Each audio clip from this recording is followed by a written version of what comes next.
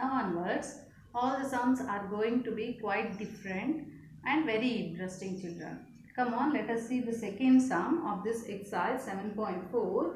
What does it says means, here there are two angles which are produced up to P and Q.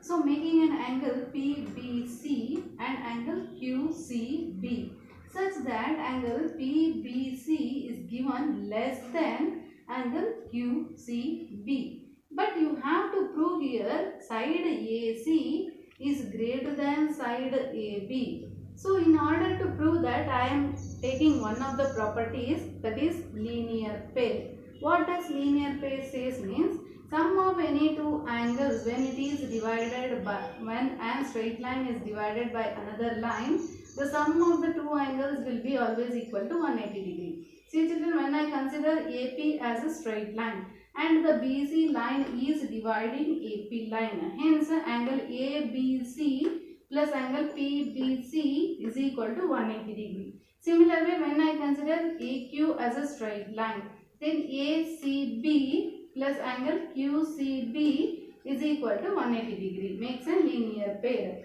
Hence, when I take this PCB to the other side, it becomes a minus sign. Similarly, when I take to the other side, ACB equal to 180 degree minus angle QCB. This is your second equation. I will take this as equation 1 and this as equation 2. Again, what they have given? Angle PBC is less than angle QCB. What does this mean? When you take this to the other side, QCB will be greater than angle PBC. That is only I am going to write here. QCB is greater than angle PBC. So, when QCB is greater than angle PBC, I can say 180 degree minus QCB is greater than 180 degree angle PCB. So, I have written here. I have taken 180 degree minus 180 degree minus on both the sides. So, from my equation 1 and 2, I can replace these two by angle ABC and these two by angle ACB. So, when angle ABC is greater than angle ACB, now we have come to this angle, children. Angle ABC is greater than angle ACB.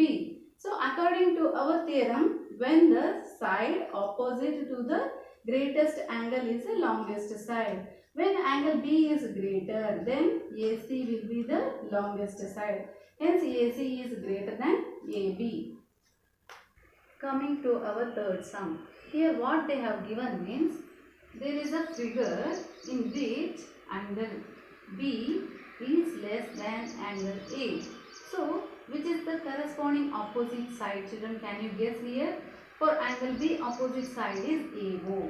For angle A, opposite side is BO. Hence, using this property, I am going to solve this sum. Okay, when I consider the triangle OAB, now what do I get? Or AOB, the side opposite to the smallest side is the smaller. Hence, angle A opposite side is BO. Hence, BO is the smallest side. AO is less than BO. That is my first equation. Now, when I come to the triangle COD, what they have given? Angle C is less than angle D. Angle C is less than angle D. So, the side opposite to angle C is OD. That means OD is less than OC. Similar to our theorem, the side opposite to the greater angle is the greatest. Similarly, we can conclude the side opposite to the smaller angle is the smallest. Using that, I am going to write here two equations. When I add this equation number 1 and equation number 2, I should add LHS with the LHS and RHS with the RHS. This lesser symbol will remain as it is. AO plus OD. AO plus OD is less than BO plus OC. Okay, children, AO plus OD makes the complete line AD. BO plus OC makes the complete line BC. Hence, I can replace AO plus OD as AD and BO plus OC as BC. Hence I can conclude AD less than BC. As soon as you read this question, you might find this question is very complicated, children. But when you divide it into two parts, that is into two cases, then the question becomes very simple. Now only initially they will be given this quadrilateral ABCD, and they have given AB is the smallest side. AB is the smallest side and the CD is the longest side among all the sides. AB is the smallest side and the CD is the longest side. Then you have to prove that angle A is greater than angle C. That means this angle is greater than this C. And angle B is greater than angle D. Angle B is greater than angle D. So here I am going to take two cases. So in order to begin the sum, I will join this AC. And I will mark here angles. Okay. So, after joining AC, I will mark here angle 1, angle 2, angle 3 and angle 4. Okay, coming to our sum. Now I have broke this quadrilateral into two different triangles. First I will consider the triangle ABC. When I consider the triangle ABC, what they have given in my question, AB is the smallest side. Hence, I can take AB is less than AC and AB is less than BC. So, I am going to take AB is less than BC. When AB is less than BC, then which is the angle opposite to it? Angle 2. Hence, angle 2 will be less than angle 1. Angle opposite to the smaller side. So now coming to this triangle, when I take the triangle ACD, they have given CD is the longest side. When CD is the longest side, then the other two sides will be the smaller.